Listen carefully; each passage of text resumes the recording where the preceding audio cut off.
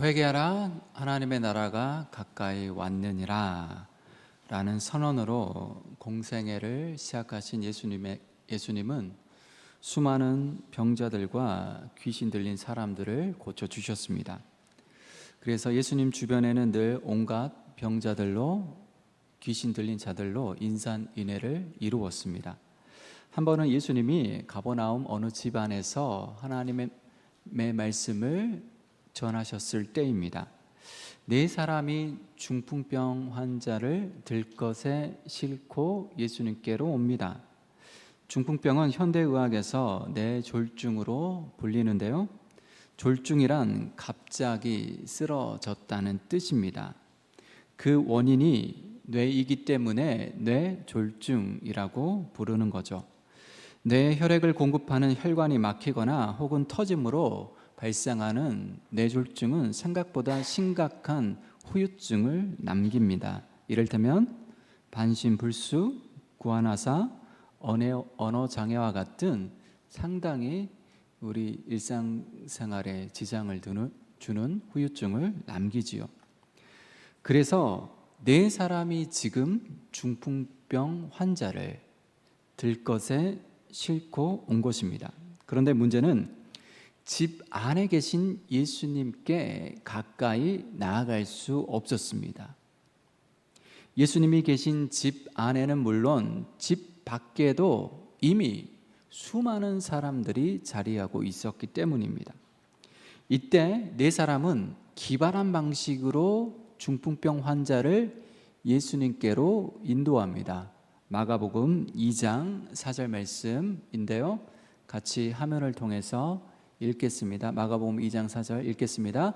무리들 때문에 예수께 데려갈 수 없으므로 그 계신 곳에 구멍을 내고 중풍병자가 누운 상을 달아내리니. 아멘.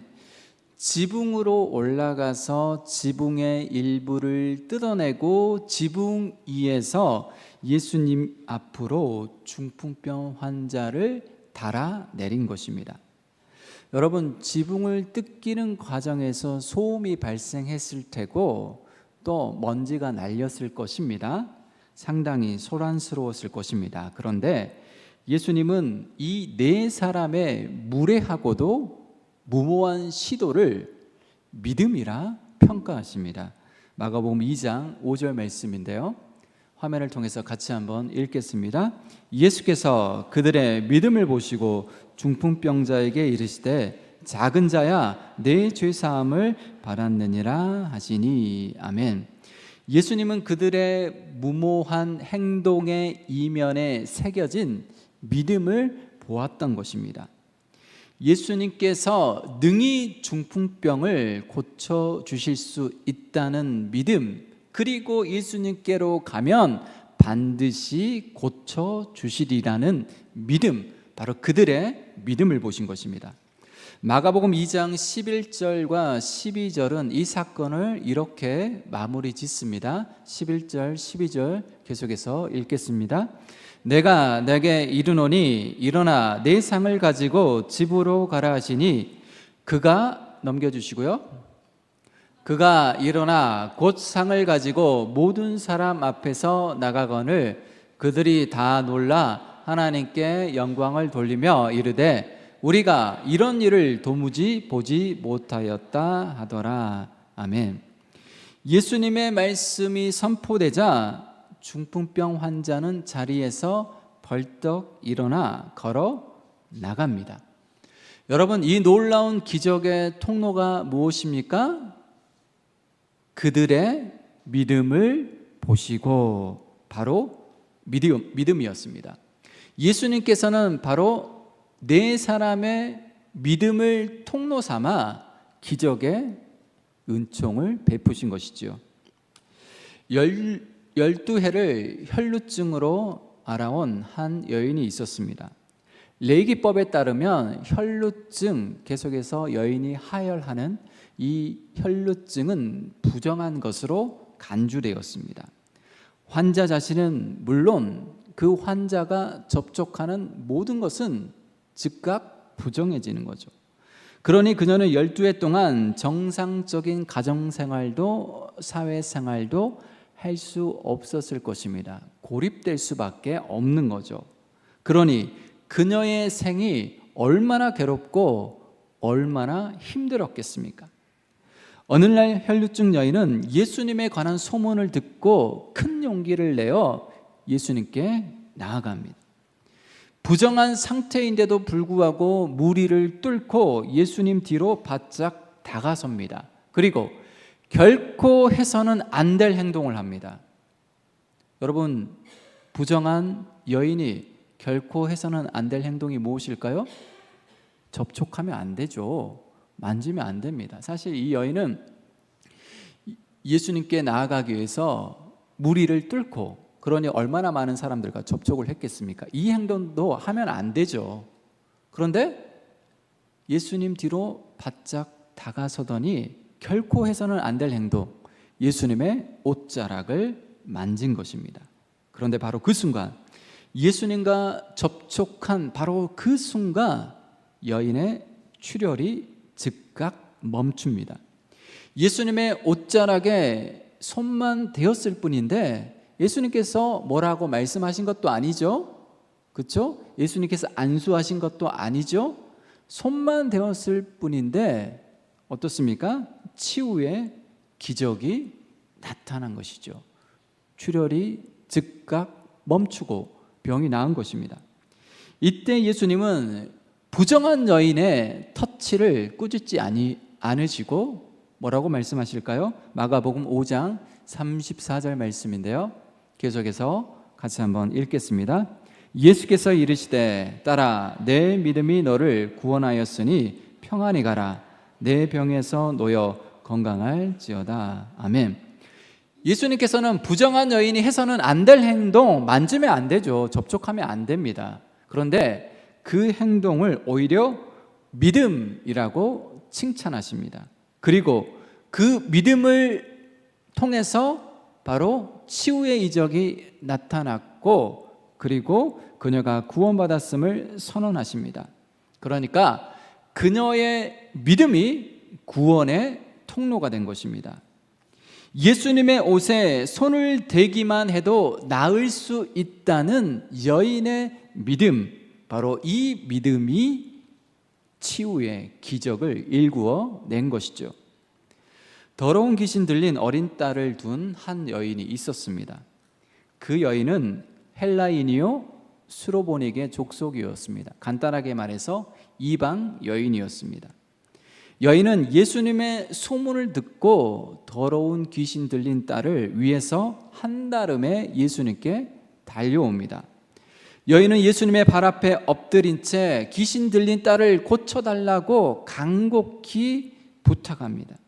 그런데 여인의 간청에 예수님의 대답이 상당히 충격적입니다. 마가복음 7장 27절 말씀 화면을 통해서 같이 한번 읽겠습니다. 예수께서 이르시되 자녀로 먼저 배불리 먹게 할지니 자녀의 떡을 취하여 개들에게 던짐이 마땅치 아니하니라. 아멘. 자녀의 떡을 취하여 개들에게 던짐이 마땅치 아니하니라. 상당히 모욕적인 언사라 할 수 있는 거죠. 모멸감을 충분히 느낄 수 있는 대목입니다. 그런데 여인은 개들이라는 모욕적인 언사에 걸려 넘어지지 않습니다. 그녀의 반응을 들어보십시오. 계속해서 마가복음 7장 28절 읽겠습니다. 여자가 대답하여 이르되 주여 올소이다마는 상 아래 개들도 아이들이 먹던 부스러기를 먹나이다. 아멘. 여인은 부스러기 같은 은혜를 얻기 위해서 기꺼이 개가 되는 길을 선택합니다. 마태복음 15장 28절은 이 스토리를 다음과 같이 매듭 짓고 있습니다. 함께 읽겠습니다. 이에 예수께서 대답하여 이르시되 여자여 내 믿음이 크도다 내 소원대로 되리라 하시니 그때로부터 그의 딸이 나으니라. 아멘. 예수님은 부스러기 은혜라도 얻기 위해 바짝 엎드린 여인에게 내 믿음이 크도다라고 칭찬을 아끼지 않습니다. 그리고 그 여인의 큰 믿음을 통로 삼아 더러운 귀신 들린 딸을 고쳐주시지요. 중풍병 환자를 들것에 싣고 온 네 사람도, 12해를 혈루증으로 알아온 여인도, 그리고 더러운 귀신 들린 어린 딸을 둔 여인도 모두 믿음으로 예수님께 나아갔습니다. 그리고 그 믿음을 통하여서 구원의 은총을 맛보게 되었습니다. 오늘 저와 여러분은 이 시간 무엇으로 하나님께 나아가고 있습니까? 오늘 이 시간 우리가 보일 믿음의 색깔, 믿음의 내용, 믿음의 무게는 어떠합니까? 수많은 믿음의 선조들이 믿음으로 하나님께 나아갔듯이 저와 여러분도 날마다 믿음으로 나아가는 저와 여러분의 생애가 되시기를 축원합니다. 사도행전 14장 3절은 이고니온에서 펼쳐진 바울과 바나바의 사역을 보여주고 있습니다. 자, 사도행전 14장 3절 말씀 한번 펴보십시오. 본문은 여러분들 직접 성경을 찾으셔서 읽으셔야 됩니다. 기왕 무겁게 들고 오셨으니까 한번 사용하셔야 되잖아요. 자, 사도행전 14장 3절 같이 한번 읽겠습니다. 두 사도가 오래 있어 주를 힘입어 담대히 말하니 주께서 그들의 손으로 표적과 기사를 행하게 하여 주사 자기 은혜의 말씀을 증언하시니. 아멘. 바울과 바나바는 박해 현장 속에서도 물론 열렬하게 환영하는 사람들도 있었죠. 그러나 유대인들이 극렬히 반대했고 극렬히 박해하지 않았습니까? 그럼에도 불구하고 그 박해 현장 속에서 오랫동안 머물면서 담대히 복음을 선포했습니다. 주를 힘입어 라는 표현이 말해주고 있듯이 두 사도는 자신의 힘과 능력이 아니라 주의 힘을 힘입어서 주님의 도우심 속에서 복음 전도 사역을 감당했습니다. 그래서 그들의 손을 통하여서 무엇이 나타났습니까? 표적과 기사. 주님께서 함께 하셨기 때문에 표적과 기사가 나타났습니다. 그런데 두 사도가 이고니온에서 행한 표적과 기사가 구체적으로 무엇이었는지 본문은 이야기하지 않습니다. 본문은 침묵하고 있습니다. 그러나 오늘 본문에는 두 사도가 보인 표적과 기사의 구체적인 사례가 소개되어 있습니다. 이는 바울의 첫 번째 치유 기적이기도 합니다. 이고니온에서 쫓겨난 바울과 바나바가 어디로 이동합니까? 루스드라로, 약 36km 떨어진 루스드라로 이동합니다. 이곳에서 바울은 지체 장애인을 고치는 표적과 기사를 행합니다. 본문 8절은 그 지체 장애인의 상태에 대해서 상당히 자세하게 설명해 주고 있는데요. 자, 8절 말씀 본문을 찾아 읽겠습니다. 14장 8절입니다. 시작. 루스드라에 발을 쓰지 못하는 한 사람이 앉아 있는데 나면서 걷지 못하게 되어 걸어본 적이 없는 자라. 아멘. 자, 루스드라의 이 지체 장애인의 상태가 어떻습니까? 발을 쓰지 못하는 사람, 나면서 걷지 못하게 되어 걸어본 적이 한 번도 없는 자입니다. 그러니까 선천성 하반신 장애인입니다. 본문 8절은 선천성 하반신 장애인의 상태를 거듭 나열함으로 의학적으로 고침을 받을 수 없다는 것을 힘주어 못 받고 있습니다. 그런데 그가 바울의 설교를 들었다는 거죠. 자, 9절 말씀 보십시오. 본문 9절 말씀 계속해서 읽겠습니다. 바울이 말하는 것을 듣거늘 바울이 주목하여 구원받을 만한 믿음이 그에게 있는 것을 보고. 아멘.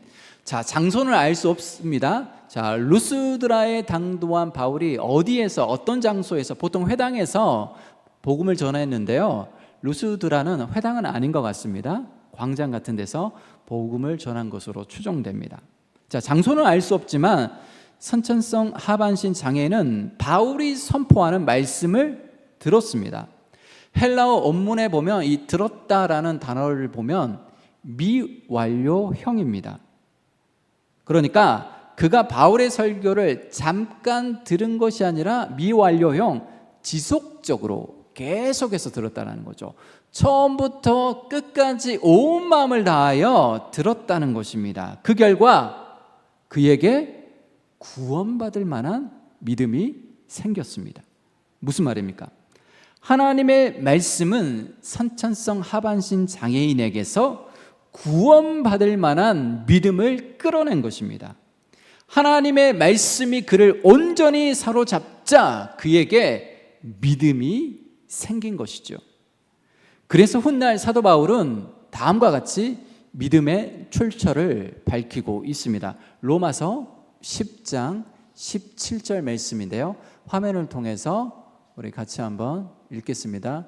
로마서 10장 17절입니다. 읽겠습니다. 그러므로 믿음은 들음에서 나며 들음은 그리스도의 말씀으로 말미암았느니라. 아멘.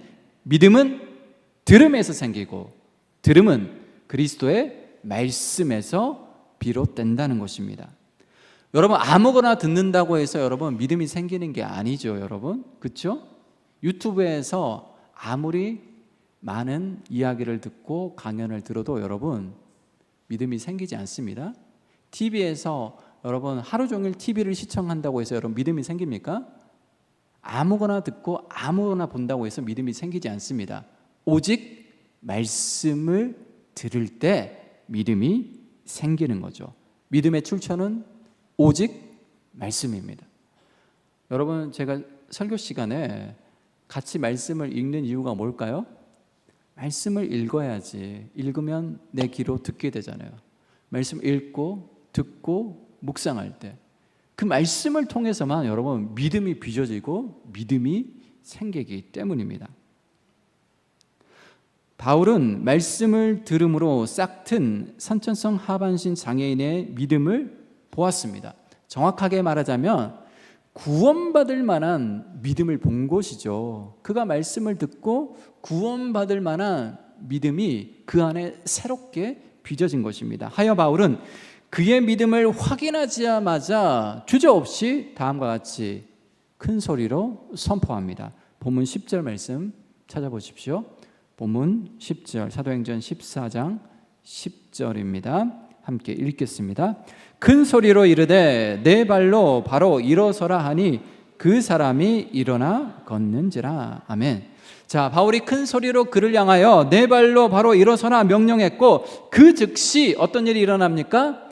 발을 쓰지 못한 사람이 나면서부터 걷지 못하게 된 그 사람이, 그러니까 태어나서 한 번도 걸어본 적이 없는 그 사람이 벌떡 일어나 걷게 되었습니다. 걸어본 적이 없는 그에게 네 발로 일어서라 라는 명령은 참으로 황당하기 그지없지만 그는 즉각 믿음으로 일어나 걷기 시작한 것입니다. 바울은 그의 믿음을 보았고 그 믿음은 마침내 그를 일으켜 걷게 하는 기적으로 나타난 것입니다. 자, 다시 한번 선천성 하반신 장애인이 어떻게 걷게 되었는지, 어떻게 치유되었는지를 들여다보겠습니다. 그의 치유는 무엇으로부터 시작되었습니까? 무엇으로부터 시작되었습니까? 들음. 바울이 선포한 하나님의 말씀을 들음에서 시작되었던 거죠.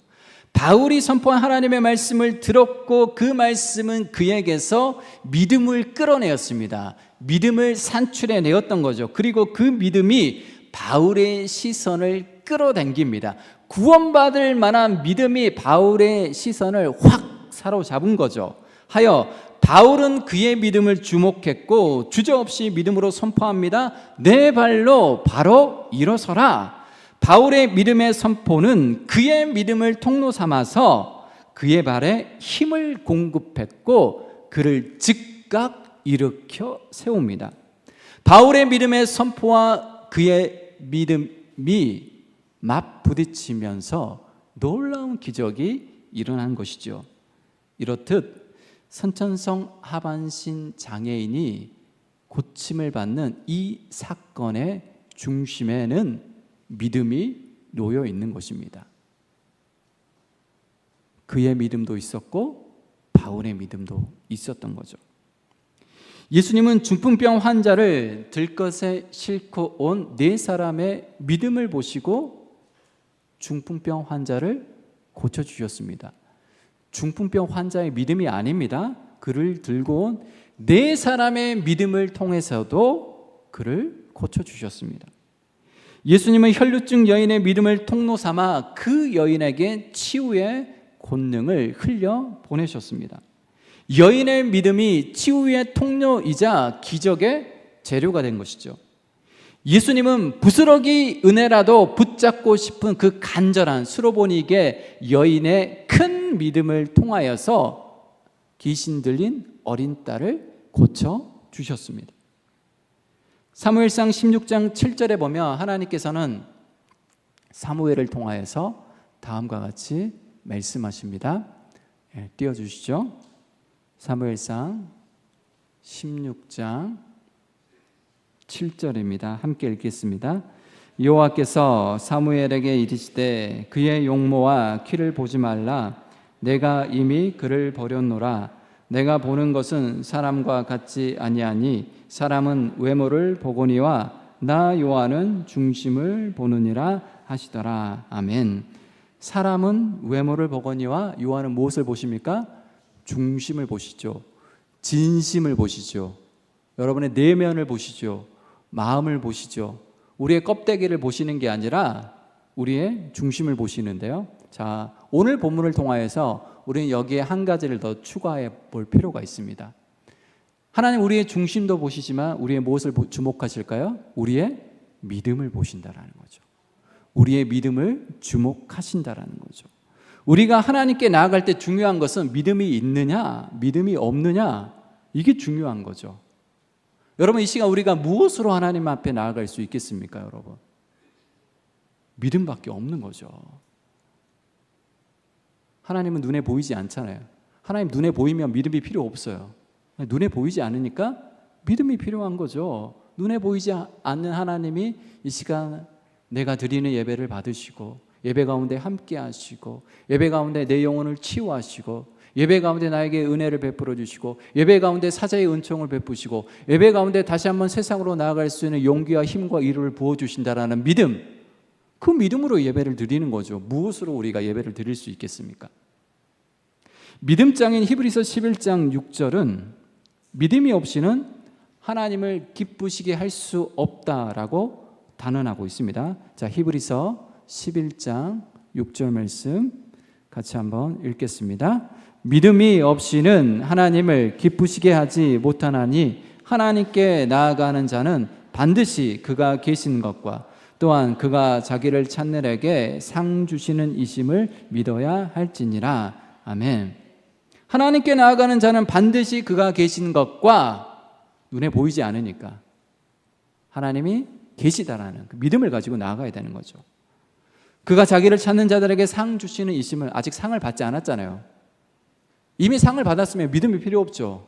그러나 아직 상을 받지 않았으니까 언젠가 하나님께서 나에게 상을 주시리라는 믿음을 가지고 하나님 앞에 나아가야 되는 거죠. 여러분, 믿음이 없이는 하나님을 기쁘시게 못한다라고 히브리서 기자는 단언하고 있습니다. 하나님을 기쁘시게 하지 못한다라면 우리가 이 시간 이 자리에 앉아 있을 이유가 없는 거죠. 왜 그렇습니까? 예배의 목적은 내 기쁨이 아니라 내 만족이 아니죠. 그렇죠? 내 마음이 복잡하고 어지러운데 일주일 동안 스트레스 받았는데 하나님을 통하여서 위로를 얻기 위해서, 하나님을 통하여서 하늘의 평안을 얻기 위해서 예배를 드리는 게 아니죠. 그건 예배의 결과로서 주어지는 은혜의 선물인 거죠. 그건 결과로서 주어지는 거지. 그것 자체가 예배의 목적이 아니죠. 예배의 목적은 뭡니까? 오직 하나님을 영화롭게 하는 거죠. 하나님을 기쁘시게 해드리는 거죠. 온 마음으로, 온 힘으로 하나님께 집중하여 하나님을 뜨겁게 찬양하고 하나님의 말씀에 경청하고 진심을 다하여, 마음을 다하여 하나님 앞에 나아가는 것, 이게 예배의 궁극적인 목적이기 때문입니다.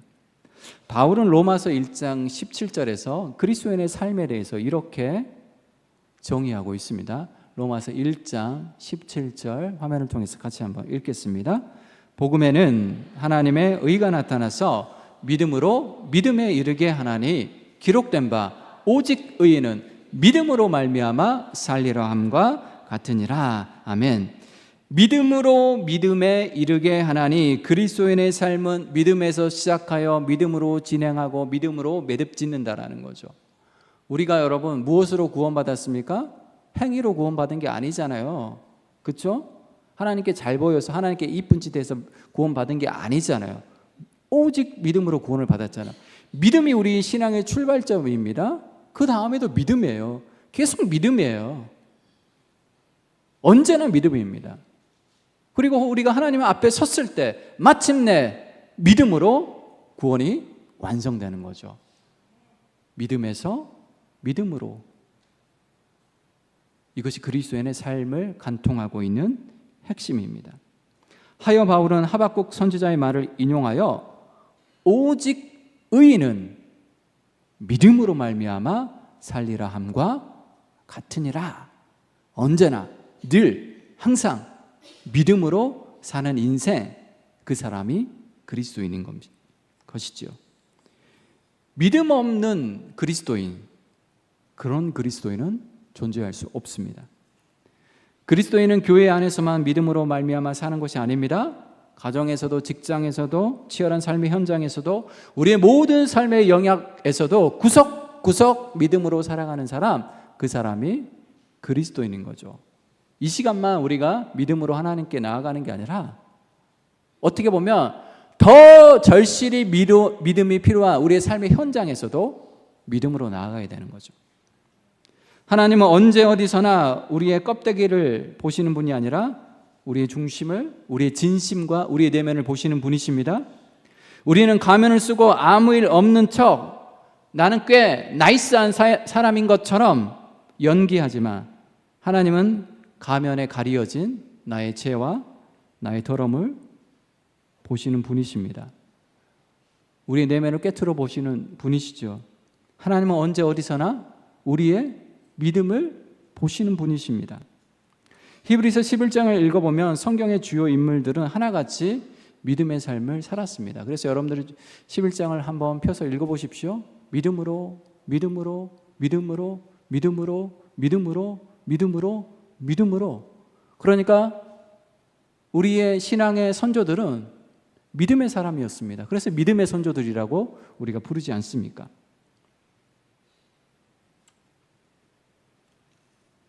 믿음이 없이는 여러분 결코 하나님을 기쁘게 해드릴 수 없고, 믿음이 없이는 그리스도인으로서의 정체성, 그리스도인으로서의 사명을 유지할 수도 없고 감당할 수도 없습니다.